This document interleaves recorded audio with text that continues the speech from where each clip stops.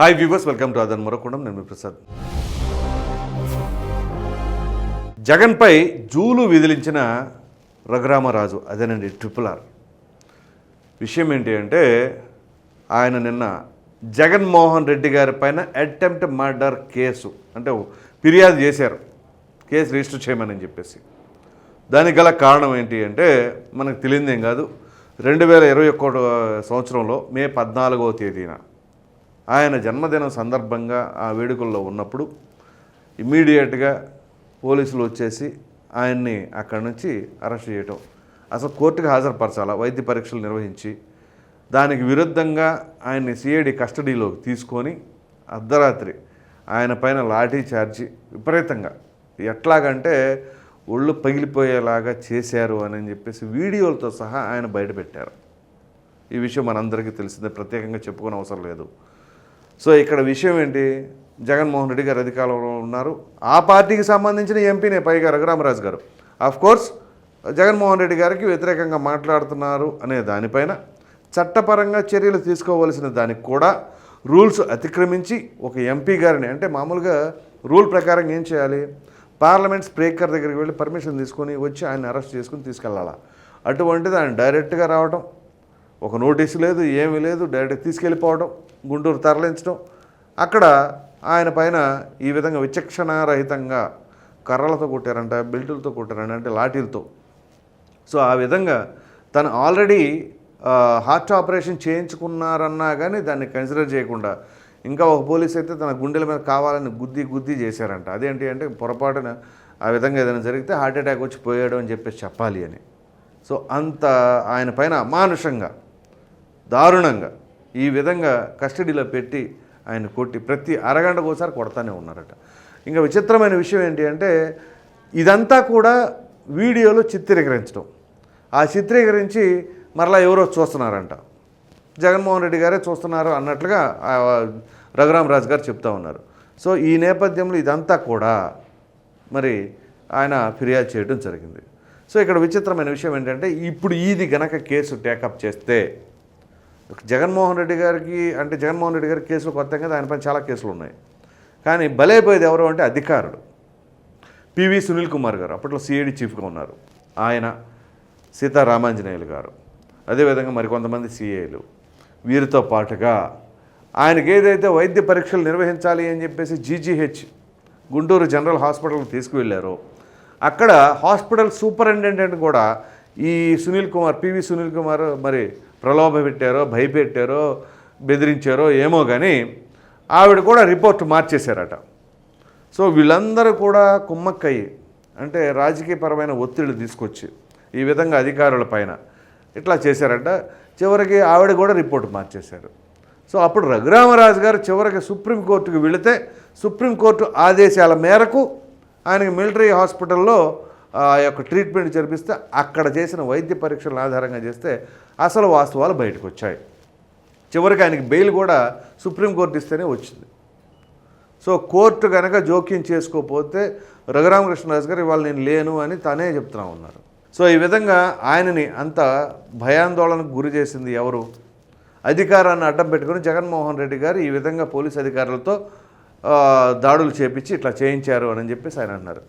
వయసు రీత్యా, హోదా రీత్యా, అన్ని రీత్యా ప్రతిదానికి కొన్ని నిబంధనలు ఉంటాయి కదా, నిబంధనలకు విరుద్ధంగా ఎలా పడితే అలా చేస్తే ఎట్లాగు అని చెప్పేసి ఇప్పుడు ఆయన పోలీస్ కంప్లైంట్ ఇచ్చారు. ప్రస్తుతం ఆయన ఉండి ఎమ్మెల్యే, మనకు తెలియదేం కాదు.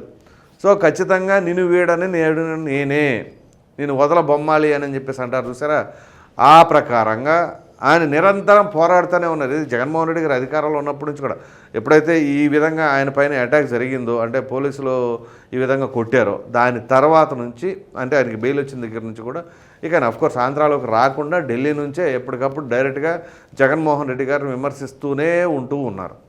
సో ఈ క్రమంలో ప్రతిపక్షాల కంటే కూడా చాలా బలంగా జగన్మోహన్ రెడ్డి గారి పైన గట్టిగా మాట్లాడింది రఘురామరాజు గారే. సో ఈ రఘురామరాజు గారు ఇక ఆ పోరాటాన్ని ఇంకా అవ్వలేదు, ఇది శాంపిల్ మాత్రమే అనేటట్లుగా ఇప్పుడు ఏదైతే ఈ యొక్క ఆయన పైన జరిగిన దారుణంకి దానికి సంబంధించిన ఫిర్యాదును కూడా ఇవ్వడం జరిగింది. సో ఈ క్రమంలో ఏం జరగబోతుంది, ఇక ముందు ముందు ఏం జరగబోతుంది. ఎందుకంటే రఘురామరాజు గారు ఇదే జగన్మోహన్ రెడ్డి గారి పైన గతంలో కూడా కొన్ని పిటిషన్లు వేశారు. ఏంటి అంటే ఆయనకు బెయిల్ రద్దు చేయాలి అని ఒకటి, ఆయన కేసులన్నీ కూడా త్వరతగతిన తేల్చాల్సిందే అని చెప్పేసి మరో పిటిషను. సో ఇలా ఎక్కడికి వెళ్ళినా కానీ రఘురామరాజు గారే చివరికి జగన్మోహన్ రెడ్డి గారికి ఎటు ప్రక్కన చూసినా రఘురామరాజు గారే కనపడేలాగా ఉండేలాగా ఆయన చేస్తున్నట్లుగా అర్థం చేసుకోవచ్చు. సో లీగల్గా చూసుకున్నట్లయితే మనకి రఘురామరాజు గారికి ఉన్న లీగల్ టిప్ చాలా స్ట్రాంగ్. సో ప్రభుత్వానికి ఉండే యంత్రాంగం కంటే కూడా లీగల్ పరంగా లీగల్ సెల్ అంతటి స్ట్రాంగ్ లీగల్ సెల్ ఆయనకు ఉన్నది. సో ఆఫ్కోర్స్ జగన్మోహన్ రెడ్డి గారు అధికారంలోకి వచ్చిన తర్వాత సామాన్య ప్రజలకు సైతం కొంచెం సెక్షన్లు ఎక్కువ తెలుస్తూ ఉన్నాయి. ఎందుకంటే తెల్లారలేస్తే ప్రభుత్వం తరపున న్యాయవాదులు ఆ కేసు ఈ కేసులనే కదా, ప్రభుత్వ ధనం అంతా కూడా దుర్వినియోగం అయింది, 3 రాజధానులకు సంబంధించిన అంశం తీసుకొచ్చారు, అదే గొడవ. చివరికి వైఎస్ వివేకానందరెడ్డి గారి హత్య కేసుకు సంబంధించిన న్యాయవాది కూడా ప్రభుత్వం తరపున వాదించేవారే. సో అట్లా ఉంది. సో ఈ క్రమంలో ప్రజాసొమ్మంతా కూడా ప్రజల కోసం కంటే కోర్టుల కోసం, కోర్టుల చుట్టూ ఆ కేసులు ప్రెస్టేజ్లు వాటిపైన వాదనలు వాటికి కోట్లు కొమరించారు. చివరికి చంద్రబాబు నాయుడు గారిని అరెస్ట్ చేసిన స్కిల్ డెవలప్మెంట్ కార్పొరేషన్కి సంబంధించిన దాంట్లో కూడా ఆధారాలు లేకుండా ఏ లాయర్ని పెడితే ఎవరేం చేస్తారు, అంతే కదా. ఎంత పాపులర్ లాయర్ని తీసుకొచ్చినా గంటకి కొన్ని కోట్ల రూపాయలు వెచ్చించే ఫీజులు కట్టినా అసలు సాక్ష్యాధారాలు ప్రైమరీ ఎవిడెన్స్ అనేది ఏమీ లేకపోతే ఎవరైనా ఏం చేస్తారు, ఎంత అద్భుతాలు సృష్టిస్తారు. చంద్రబాబు నాయుడు గారి కేసులో అదే జరిగింది. ఎవిడెన్స్ అనేది ఏమీ లేదు, పెద్ద పెద్ద లాయర్లు మాట్లాడి ప్రభుత్వ సొమ్మంతా కూడా వాళ్ళకి ఫీజుల రూపంలో చెల్లించారు.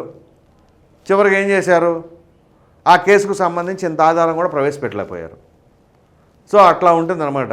సో పరిపాలనలో లోపాలంటే ఇవన్నీ కూడా ఒకసారి చెక్ చేసుకోవాలి. ఏమేమి చేసుకోకుండా నేను అన్నీ బాగానే పరిపాలించాను అని చెప్పేసి మొన్న ఏదైతే జగన్మోహన్ రెడ్డి గారు అంటున్నారో అట్లా అంటే మాత్రం ఇంకా ఎల్లకాలమైనా ఇలాగే ఉంటుంది. ఎందుకంటే ఎప్పుడైనా సరే ఒకసారి పొరపాటు జరిగినప్పుడు ఇదిగో నేను ఇక్కడ చేశానని క్రాస్ ఎగ్జామిన్ చేసుకోవాలా. అదేమీ చేసుకోకుండా నేను బాగానే చేశాను అనుకుంటే ఎట్లా ఉంటుంది. సో ఇప్పుడు ప్రజలే చెప్తూ ఉంటారు ఎక్కడెక్కడ ఎన్ని పొరపాట్లు జరిగినాయి వాళ్ళు ఎవరు మర్చిపోరు ఇవాళ.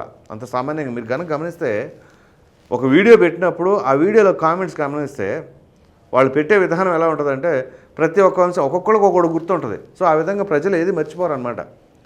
సో ఇక్కడ రఘురామరాజు గారు మరి తనకి జరిగిన ఆ యొక్క అన్యాయం ఏ విధంగా తీసుకెళ్లారో అర్ధరాత్రి పూట తన జన్మదిన వేడుకలని కూడా చూసుకోకుండా ఇక అంటే కావాలని ఖచ్చితంగా తీసుకెళ్లాలనే ప్లాన్ అది. సో ఆ విధంగా తీసుకెళ్ళిపోయి అసలు ఇంతవరకు చరిత్రలో ఎప్పుడు లేదు ఒక ఎంపీని ఆ విధంగా తీసుకెళ్ళటం. దానికి ప్రోటోకాల్ లేదు, ఒక నోటీసులు ఇచ్చింది లేదు, ఏమీ లేదు, తీసుకెళ్ళిపోయారు. ఆ రకంగా కొట్టారు అంటే పోలీస్ అధికారులు అది కూడా దాన్ని బట్టి ఏమని అర్థం చేసుకోవాలి.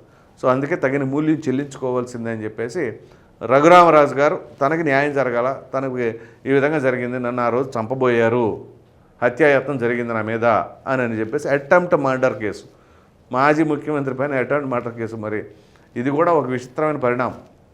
గతంలో ఎన్నడూ లేని ఎప్పుడు చూడని అన్నీ కూడా ఆంధ్రప్రదేశ్లో జగన్మోహన్ రెడ్డి గారు ముఖ్యమంత్రి అయిన దగ్గర నుంచి అనేక రకాలైన అంశాలు ఇప్పుడు ఆ విధానంలో ఆయన మాజీ ముఖ్యమంత్రి అయ్యారు.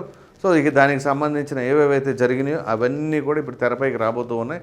మరి చూద్దాం ఇంకా ఎన్ని ఆసక్తికరమైన విషయాలు బయట రాబోతాయి అనేది. ఈ వీడియో కనుక మీకు నచ్చినట్లయితే లైక్ చేయండి, షేర్ చేయండి. అదేవిధంగా జగన్మోహన్ రెడ్డి గారి పైన ఏదైతే ఇప్పుడు ఫిర్యాదు చేశారో రఘురామరాజు గారు దానిపైన మీ విలువైన అభిప్రాయాన్ని కామెంట్ రూపంలో ఖచ్చితంగా తెలియజేయండి. మరిన్ని వీడియోస్ కోసం మన ఆదాయం ఛానల్ సబ్స్క్రైబ్ చేయడం మర్చిపోకండి. Thank you.